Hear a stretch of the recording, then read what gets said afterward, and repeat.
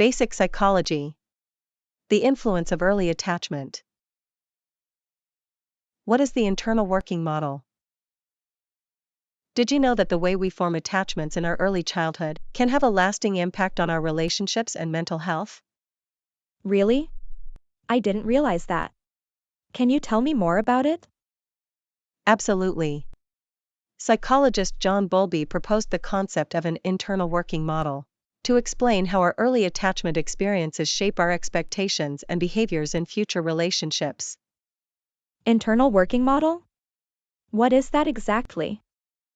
The internal working model is similar to a mental template or schema that we develop based on our interactions with our primary caregiver, usually the mother. It teaches us what to expect from relationships and how to behave within them. Wow, that's fascinating. So this internal working model is formed in early childhood? Yes, that's right. Bowlby believed that infants have an innate tendency to form a strong attachment with a sensitive caregiver. And this attachment becomes the foundation for all future relationships.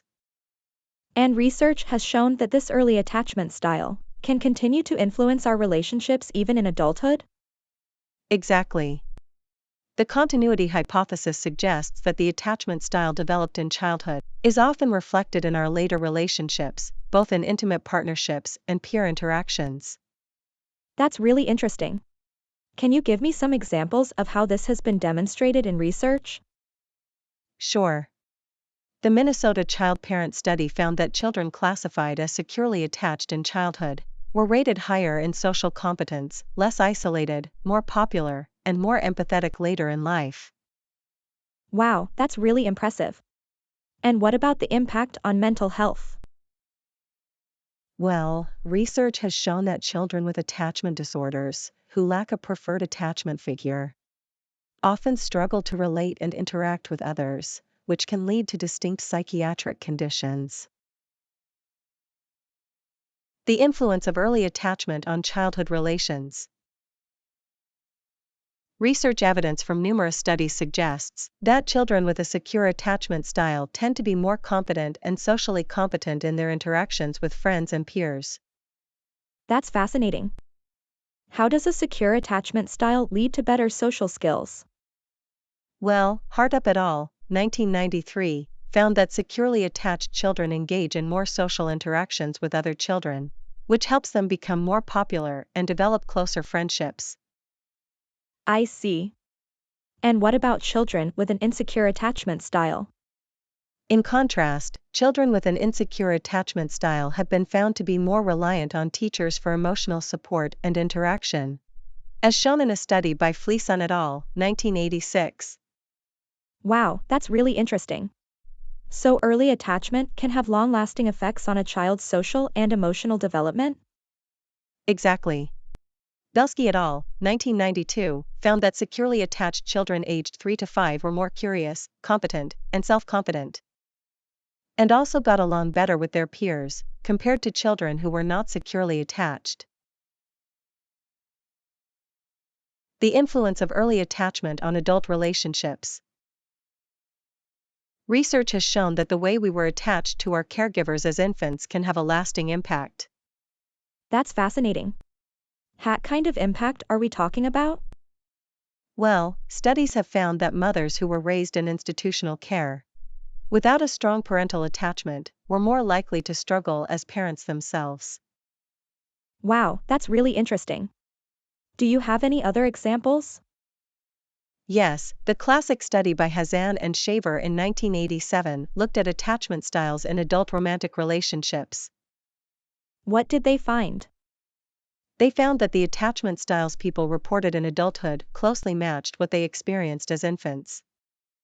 About 56% were securely attached, 25% were avoidant, and 19% were resistant. That's really fascinating.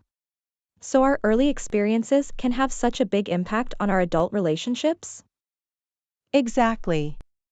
Securely attached individuals tend to have a more positive view of love and trust, while those with insecure attachments can struggle with intimacy and relationships.